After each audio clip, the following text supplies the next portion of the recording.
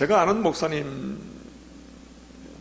중에 한 분이, 지금은 고인이 되셨습니다만, 그분이 살아계셨을 때 사우스캐롤라이나에서 목회를 하셨는데, 아틀란타에 내려오셨을 때 저를 자주 만나서 식사도 하고 그랬는데, 한 번은 그 목사님이, 목사님, 요번에 제가 부흥 집회 강사로 갔다 왔는데 은혜가 대단히 내렸습니다.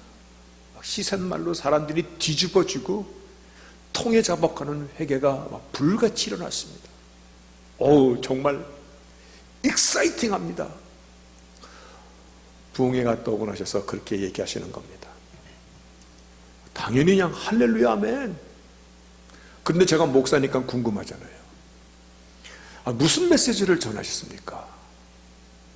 그랬더니 그 목사님이 쓱 웃으면서, 제가 전하는 메시지는 주로 이와 같은 겁니다 하면서, 저처럼 하면 망합니다, 그런 메시지를 전한다는 거예요.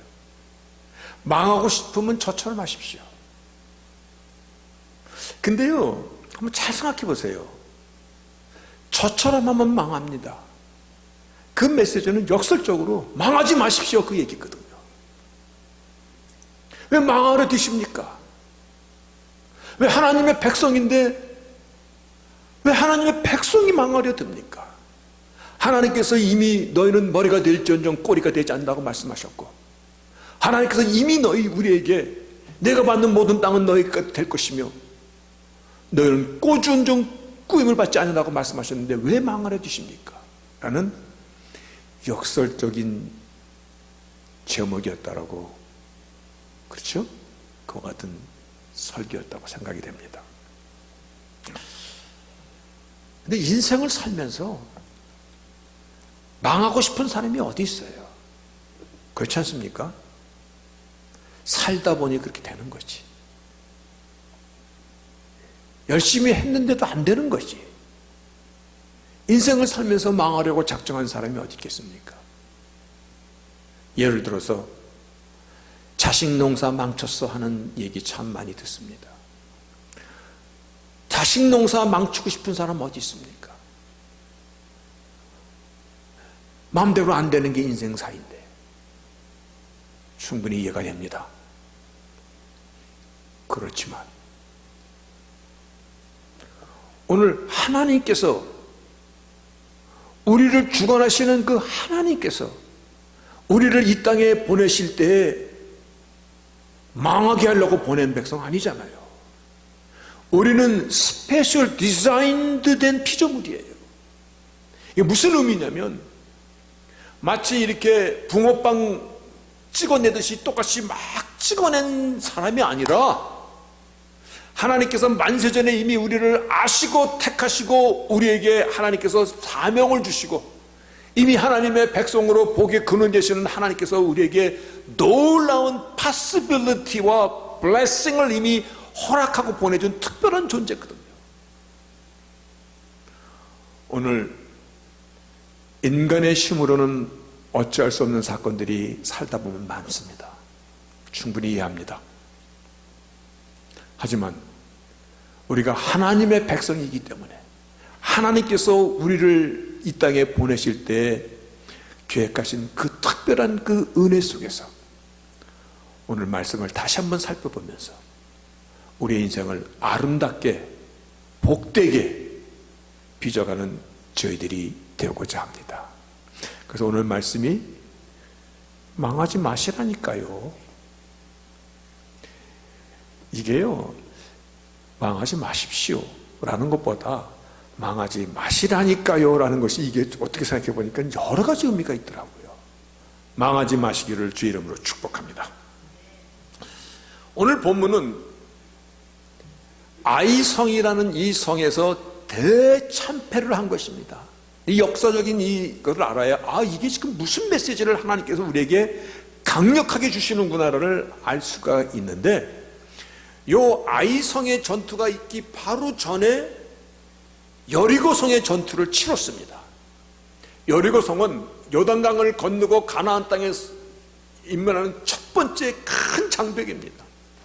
이름하여 초롱성 같은 성에, 거기에 가나안의 연합군들이 포진하고 있는, 도저히 이스라엘 백성으로는 그 성을 어떻게 할 수 없는 그와 같은 성을 무너뜨린 뒤입니다. 그러니 여리고 성을 무너뜨렸을 때 이 백성들의 마음이 어떻겠습니까? 아마 이야 이거다 이거, 기고만장 플러스 아마 굉장히 자만했을 것입니다.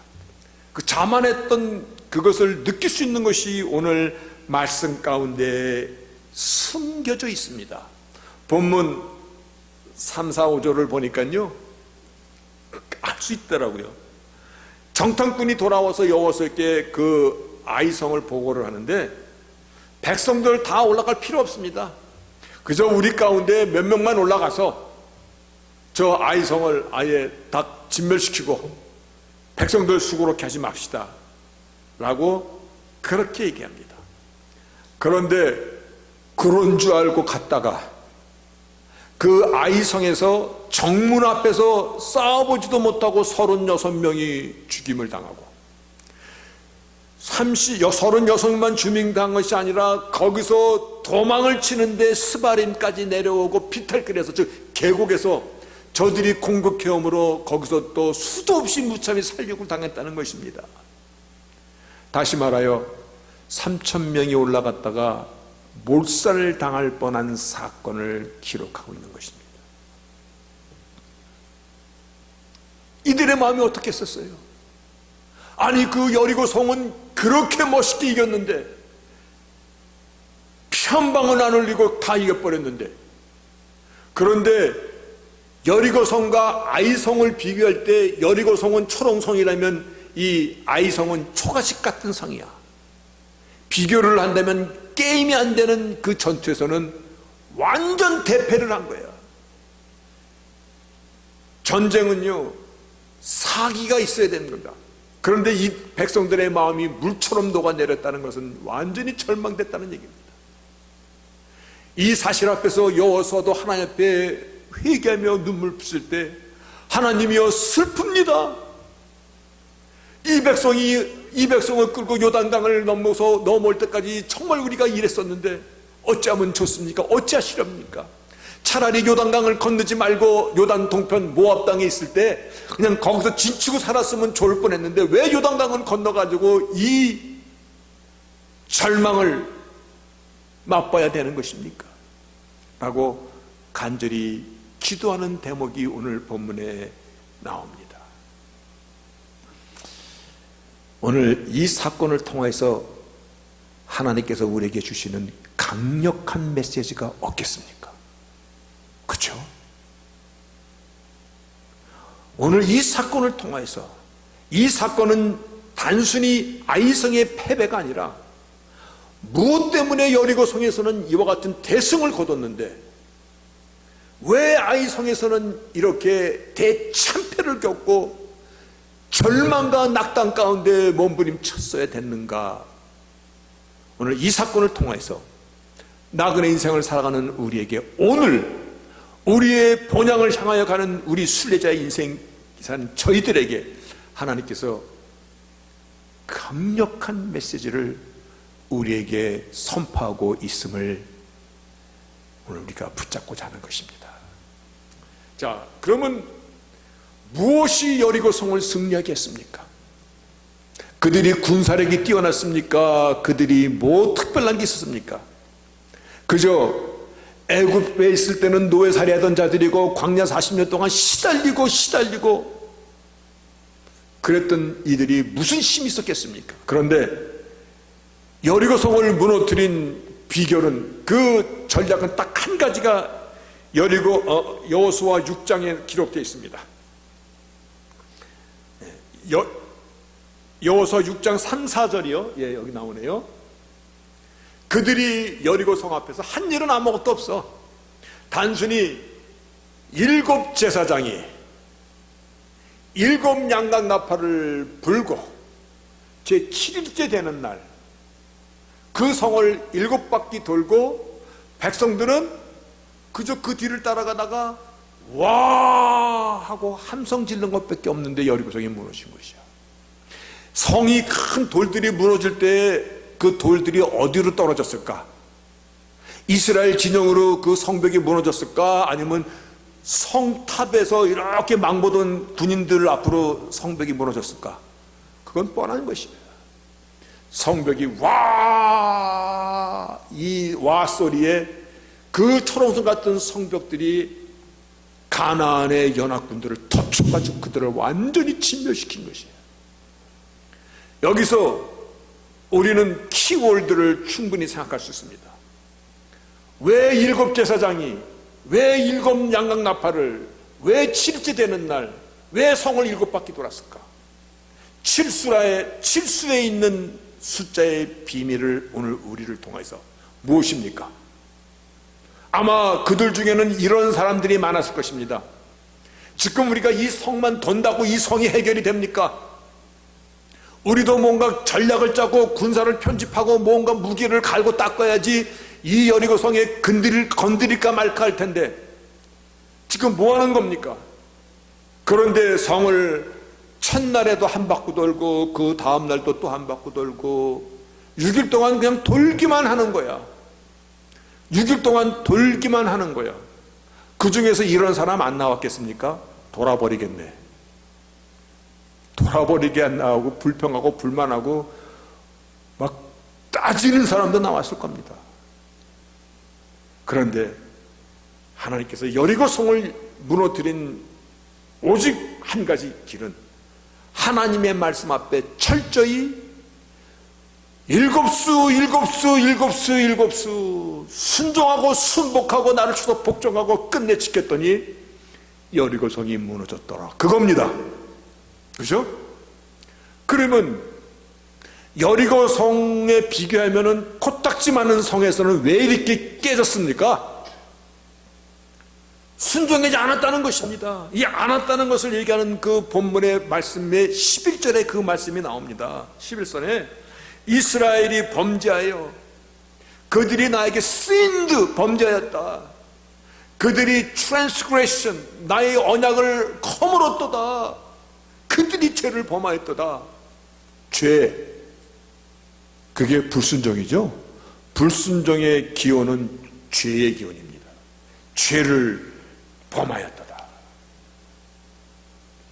오늘 이 사건을 통하여서요, 하나님께서 우리에게 같은 메시지를 본향을 향하여 나아가는 순례자 길에 있는 우리들을 향하여 하나님께서 우리를 축복하시기를 원하시는 그 하나님의 그 말씀이요, 오늘 이 사건을 통하여서 강력한 메시지를 주고 있는데, 오늘 이 사건을 다시금 정리한 것, 다시 말하여 여리고 성에서는 어떻게 그렇게 이겼습니까? 아이 성에서는 어떻게 그렇게 깨졌습니까? 이거를 평가하는 말씀이 여호수아 8장에 나옵니다. 8장 34절에 보면요, 그 후에 이제 여리고성뿐만 아니라 아이성의 문제도 다 이제 해결이 됐어. 그 후에 여호수아가 무릇 율법책에 기록된 대로 축복과 저주하는 율법의 모든 말씀을 낭독하였더라. 여러분, 이 전투가 다 끝난 뒤에 이 전투를 평가할 때 율법책에 기록된 축복과 저주를 다 찾아서 낭독하였더라 그겁니다. 오늘 축복과 저주가 어디에 있는가? 우리가 알고 있듯이 여리고성은 순종으로 인한 하나님의 역사가 일하신 것이고, 아이성은 인간의 생각과 인간의 어떠한 경험 갖고 대들었다가 완전히 깨진 사건, 불순종의 사건이었고, 근데 이 사건을 정리할 때 축복과 저주에 대한 율법책에 있는 말씀을 다 찾아서 백성들 앞에 다시금 심어뒀다는 것입니다. 아마 분명히 레위기 26장의 말씀을 찾았을 것입니다. 레위기 26장에 있는 말씀은요, 이거 순종과 불순종에 대한 하나님의 경고인데 26장이 굉장히 깁니다. 오늘 그 26장을 잠깐만 소개하겠습니다. 왜냐하면 다 소개하면 오늘 설교 30분 끝나기 때문에 안 됩니다. 잠깐만 소개하면 레위기 26장에 순종은 고로 축복이다. 거기 26장 4절에 보면 비를 주시고 땅은 산물을 풍족하게 거둘 것이고 배불리 먹고 안전히 거할 것이며 평화를 누리고 이렇게 쭉 복을 주시다가 레위기 26장 8절에 너희 다섯이 다섯 명만 있으면 백을 쫓아낼 것이고 너희 100사람만 있으면 10,000명을 쫓아내리니 너희 대적들이 너희 앞에서 칼에 엎드려 줄 것이고 너희를 번성케 할 것이며 너희를 창대케 할 것이다. 너희가 이러한 축복, 이런 순종으로 복을 받게 될 때 하나님은 우리를 풍성하고 강하고 창대케 할 뿐만 아니라 12절에 비로소 나는 너희 중에 행하며, 다시 말해요, 임마누엘의 하나님이 내가 너희들과 함께 있으며 너희 하나님이 되고 너희는 나의 백성이 될 것이로다. 이것이 순종하는 자 하나님의 축복의 레위기 26장 말씀입니다. 그런데 불순종하면 이것은 너무나 길어가지고 제가 간추려도 요 정도밖에는 간추리지가 않아요.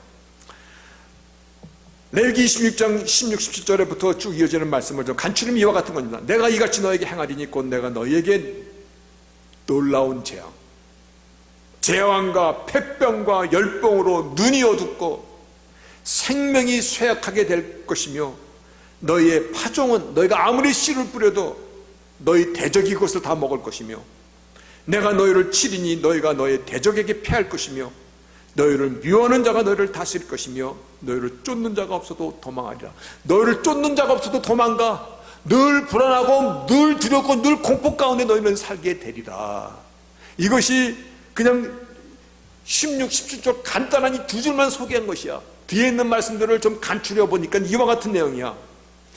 이렇게 해도 너희가 불순종해서 돌아오지 않으면, 순종치 않으면 하늘이 철과 같이 땅이 녹과 같이 아무리 뿌려도 산물을 내지 못하리라.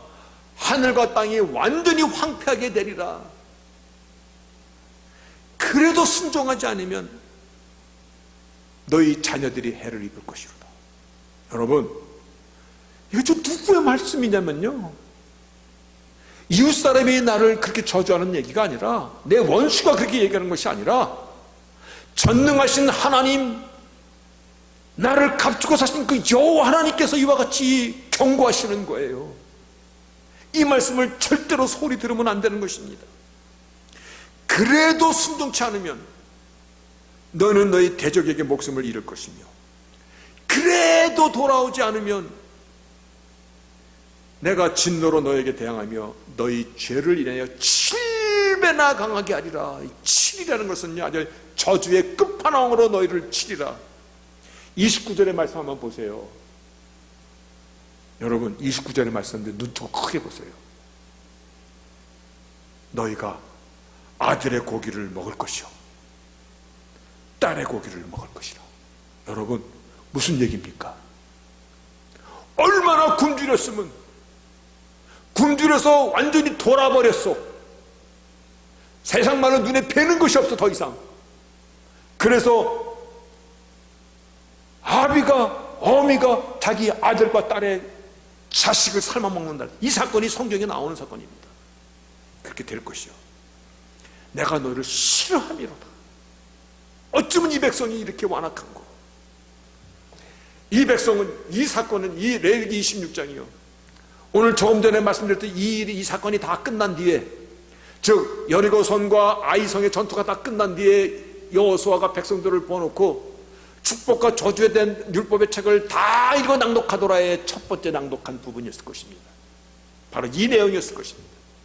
우리가 알고 있듯이 광야에서, 그 광야의 불순종의 사건을 가데스 바니아라고 사건이라고 얘기합니다. 그래서 민수기 14장 15장에 기록되어 있는데요, 그들이 약속의 땅을 정탐꾼을 보냈습니다. 그때 12스파이를 보냈습니다. 지파의 대표 한 사람씩 뽑아서 12지파에 12스파이를 보냈는데 그때 누구와 누구만 들어갑니까? 우리 그건 다 알고 있더라고요. 누구? 물어보는 것은요, 여러분이 몰라서 물어보는 게 아니라 내가 이래도 신앙생활 50년 한 사람입니다. 그런 걸 다 물어보십니까?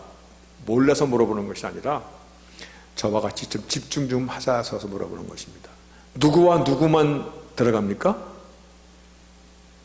여호수아와 갈렙만 들어갑니다. 이게 불순종의 삭스로 인하여서, 불순종으로 인하여서 그때로 시작하여서 38년을 광야에서 방황하고 훈련을 받습니다.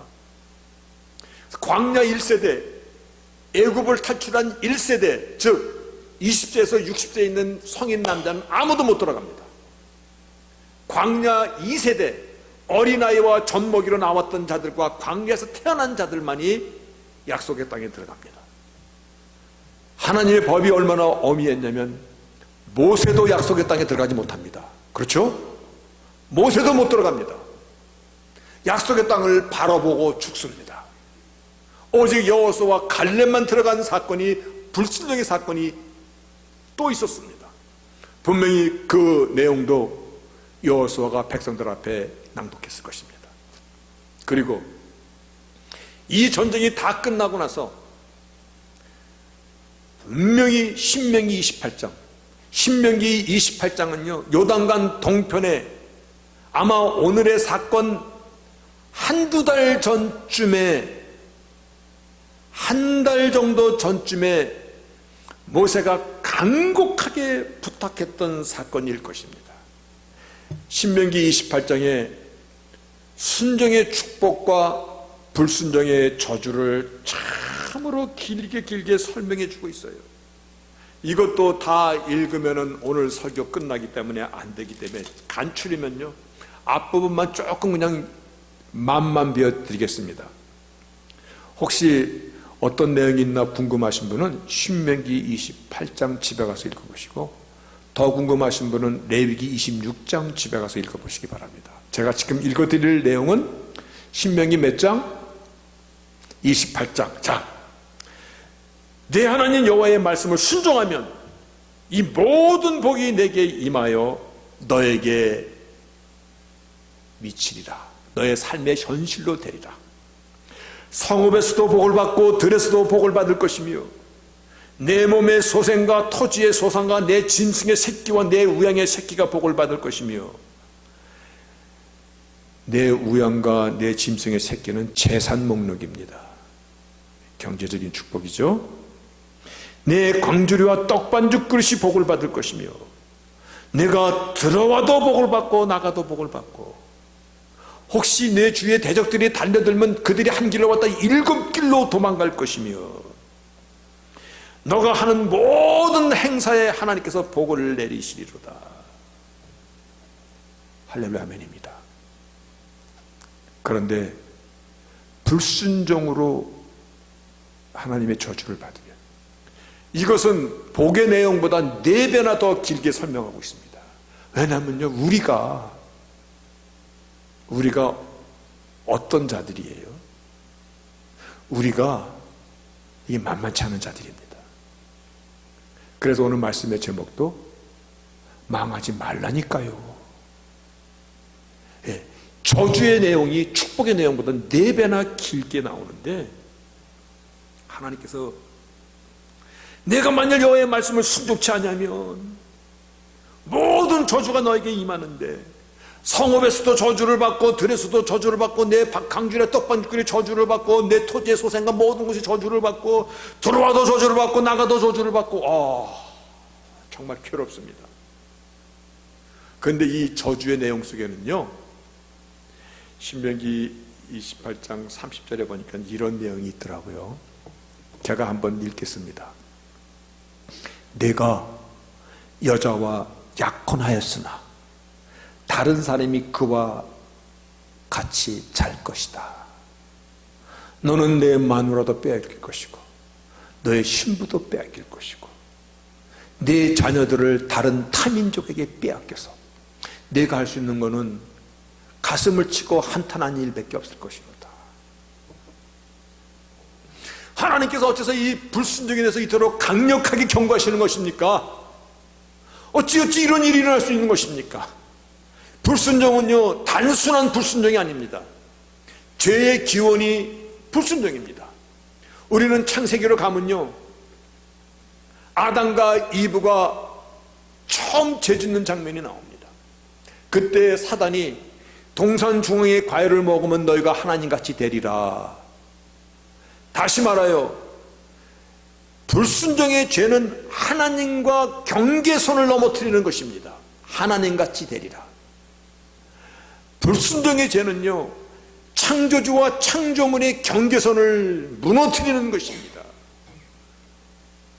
그래서 너희가 순종하면 끝내 하나님께 나는 너희의 하나님이 될 것이고 너희는 나의 백성이 되리라.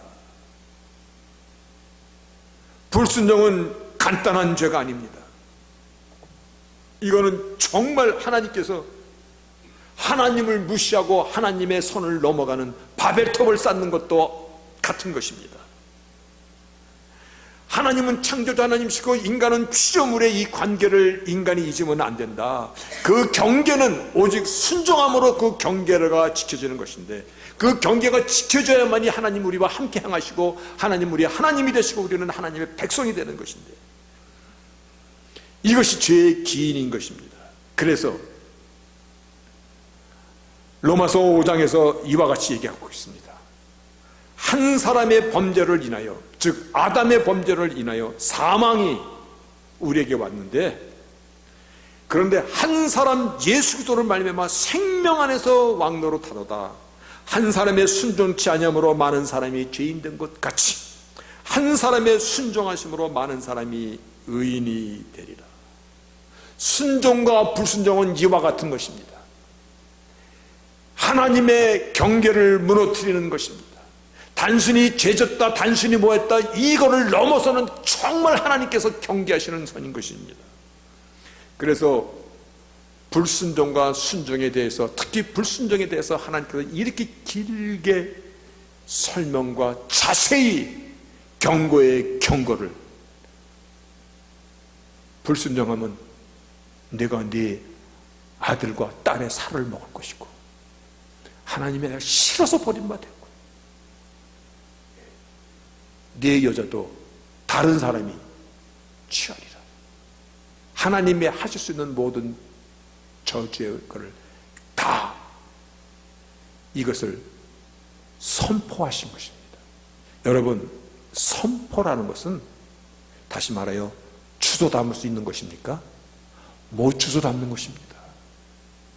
하나님께서 아무리 긍휼을 베푸고 싶어서 선포하신 것은, 그 하나님은 정의와 공의 하나님이시기 때문에 선포한 것은 이루어 가신 하나님이십니다. 불순종은 그와 같이 무서운 것입니다. 왜 망하러 드느냐? 왜 전능자 하나님을 대적하는 자로 만드느냐? 이미 하나님께서 우리를 축복하실 때 너희가 머리가 될지언정 꼬리가 되지 않는다고 우리를 말씀하셨는데, 너희가 순종하면 이와 같은 복을 얻는다고 말씀하셨는데, 너희가 순종하니 여리고 성이 무너지지 않았느냐? 너희가 가볍게 여기고 불순종하고 죄를 범하였더니 아이성에서 그와 같이 대망신을 당하지 않았느냐? 왜 망하려 하느냐? 다시 한번, 오늘 본문은 순종과 불순종에 대한 경고를 생생하게 보여준 것입니다. 여러분,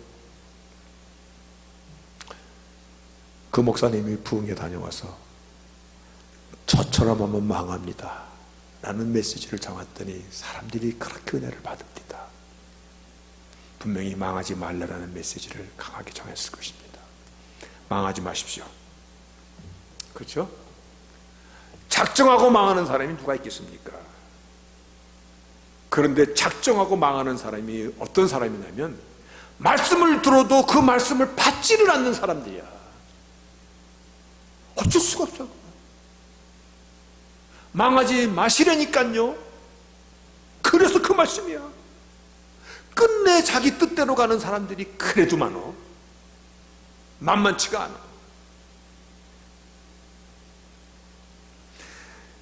하나님이 이미 우리에게 내가 너와 함께 할 것이며 너를 지키며 보호할 것이며 너가 머리가 될 때는 꼬리가 되지 않을 것이며 내가 너를 형통케 하리라 말씀하셨잖아요. 이것이 선포입니다. 지난주 여호수아 1장에 있는 말씀 나눴거든요. 1장 7절입니다. 오직 너는 마음을 강하게 하고 극히 담대하라. 나의 종 모세가 내게 명한 율법을 다 지켜 행하고 자라나 우러나 치우치지 말라. 여러분, 다 지키고 자라나 우러나 치우치지 말라, 이 말을 다른 말로 바꾸면 뭔 얘기입니까? 순종하면이에요. 순종하면 어디로 가든지 형통하리로다. 그 뒤에 있는 말씀도 똑같은 말씀이에요. 이 율법책을 내 입에서 떠나지 말게 하며 주야로 것을 묵상하며 그 가운데 기록한 대로 다 지켜 행하라. 지켜 행하라. 순종하면 내 길이 평탄하게 될 것이라 내가 형통하리라. 아멘입니다. 하나님 우리와 함께 하시는 임마누엘 하나님이십니다. 아멘. 오늘 우리가 알고 있듯이 창세기 39장에요 요셉의 그 일이 기록되어 있습니다. 요셉이 형들의 질치로 인하여서 노예로 팔려가고 그가 감옥에 갇혔을 때 그때 하나님께서 그를 형통하게 하십니다. 왜냐하면 하나님이 함께 하심으로 형통하게 하더라. 인생 여정은요, 저나 여러분들 똑같이 인생 여정을 살아가는 이 인생 여정은요, 그리고 제가 오늘 말씀을 듣고 이 강대성에 선 이유도요, 하나님께서 우리를 향한 하나님의 계획이 무엇인가를 서로 나누고 심과 격려를 서로 나누고자 쓴 것입니다. 서로 우리는 순종함을 배워가는 것입니다. 서로 격려해가는 것입니다. 빠르면 빠를수록 좋습니다. 내 고집을 벗어 던지는 것입니다. 내가 내 자아의 껍질에 속에 있으면요, 이거는 번데기밖에 되지 못합니다. 내 자아를 깨치고 나와야만이 비로소 날개를 필 수 있고 날아야지 푸른 하늘을 볼 수 있는 나비가 될 수 있는 것입니다. 오늘 우리가 다시 한번 하나님의 말씀에 나를 쳐서 복종시키지 않으면, 그 복종시키는 것을 훈련하지 않으면, 그 말씀을 붙잡고 내가 삶으로 나가지 않으면, 그 말씀으로 날마다 나를 쳐서 나에게 훈련하고 또 훈련해서 나의 살처럼 만들지 않으면 우리가 영적으로 꾸준하게 성장하지 못합니다. 분명히 하나님의 약속의 축복이 여기 있는데도요, 우리 인간이 하나님과 심겨루기에 하는 거 아십니까? 하나님과 심겨루기에, 이거 좀, 내가 이 말씀을 준비하면서요, 심겨루기? 나도 그러네. 말씀에 적당히 불순종해. 답답한 것이죠. 하나님께서 이렇게 하면 살리랍니다. 이렇게 하면 복을 주시리라. 말씀에 나를 쳐서 복종하는 훈련을 게을리지 하지 않기를 바랍니다. 여러분, 오늘 말씀에 결론이면 결론이고 더 이상 무슨 말로 대신하겠습니까? 이 한 구절은 어떤 구절이냐면 이와 같은 구절입니다. 성경을, 신약을 요 핀포인트에다 딱 달면 중심이 딱 되는 말씀이 있고, 구약 성경을 핀에다 딱 달면 딱 가운데 중심이 되는 말씀이 있습니다.